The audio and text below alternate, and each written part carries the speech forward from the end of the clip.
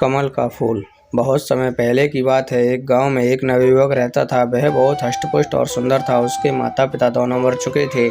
बस एक बड़ा भाई था। युवक के पास माता-पिता की दी हुई थोड़ी सी जमीन थी।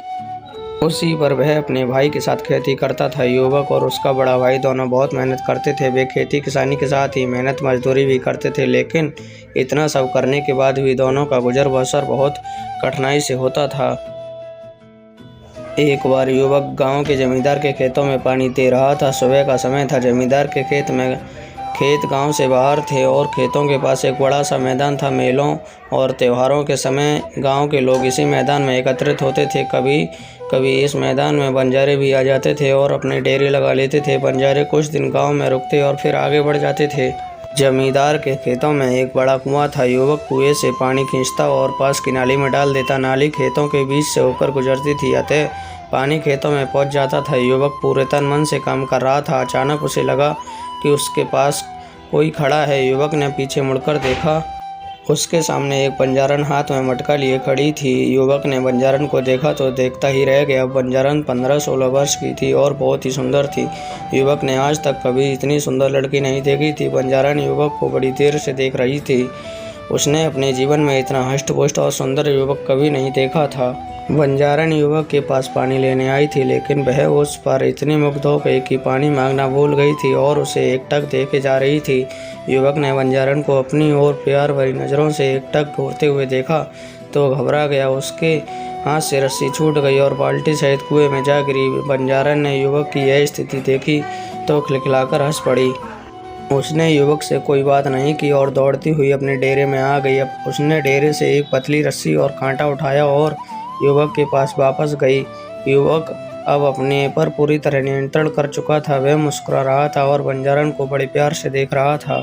बंजारन ने कांटा कुएं के भीतर डाला और कुछ ही क्षणों में रस्सी और बाल्टी बाहर निकाल दी। युवक बंजारन की आंखों की भाषा समझ चुका था। उसने बंजारन का घड़ा भरा और बिना कोई बात किए रस्सी बाल्टी लेकर अपने घर आ गया। युवक को रात भर नींद नहीं आई। वह सारी रात आंखें बंद किए बंजारन के बारे में सोचता रहा। बंजारन बहुत सुंदर थी।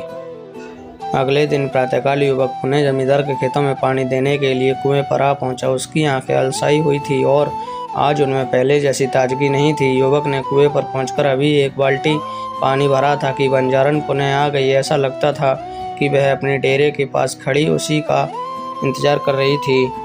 दोनों ने एक दूसरे को देखा और आंखों ही आंखों में बहुत सी बातें हो गईं। युवक के मन की बात जानने के बाद बंजारन उसे अपने डेरे में ले आई और उसे अपने बापू से मिलाया। बंजारन का बापू बहुत ही लालची आदमी था। उसे जब यह मालूम हुआ कि युवक एक गरीब किसान है तो उसने उसके साथ बंजारन का विवाह करने से साफ साफ मना कर दिया। लेकिन बंजारन की मां के बहुत समझाने पर वह इस शर्त पर अपनी बेटी का विवाह करने के लिए तैयार हुआ कि ग्रामीण युवक उसे 500 चांदी के सोने सिक्के लाकर देगा। बंजारन के बापू ने युवक से साफ साफ कह दिया कि 5 महीना बाद वह नवदुर्गा की अष्टमी के दिन कामाख्या मंदिर में वह बकरे की बलि चढ़ाएगा। इस दिन तक यदि उसे चांदी के सिक्के मिल जाएंगे तो वह कामाख्या मंदिर में ही अपनी बेटी का विवाह कर देगा, और यदि युवक चांदी के सिक्के नहीं ला सका तो वह अपनी बेटी किसी और को सौंप देगा। युवक ने बंजारन के बापू की शर्त मान ली और शरीर से हष्ट-पुष्ट और मजबूत होने के साथ ही बड़ा साहसी भी था।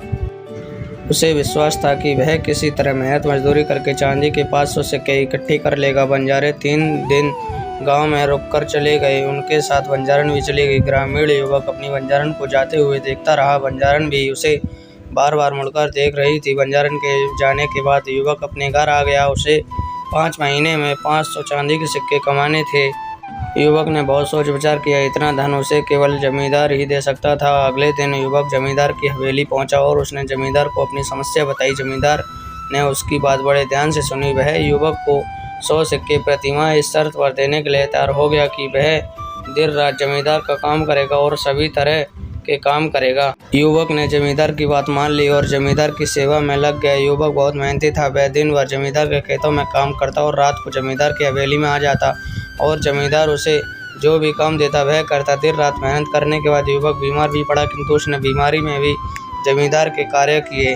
धीरे धीरे 1 महीना हो गया। युवक अपने चांदी के 100 सिक्के लेने जमींदार के पास पहुंचा, लेकिन जमींदार ने चांदी के सिक्के देने से इनकार कर दिया। उसने युवक से साफ कह दिया कि उसकी इस तरह की कोई बात उसके साथ नहीं हुई थी। युवक को क्रोध आ गया। उसने जमींदार को बहुत बुरा भला कहा और उसे उठाकर एक चट्टान पर पटक दिया। इससे जमींदार का सिर फट गया और वह मर गया। इसी समय जमींदार के घरवाले और उसके नौकर चाकर आ गए, लेकिन इसके पहले कि वह युवक को पकड़ पाते वह भाग निकला। जमींदार के नौकरों ने उसका पीछा किया, किंतु वे युवक को पकड़ नहीं सके और खाली हाथ वापस आ गए। युवक भागता रहा और भागते भागते बंगाल आ पहुंचा। यह एक नया स्थान था।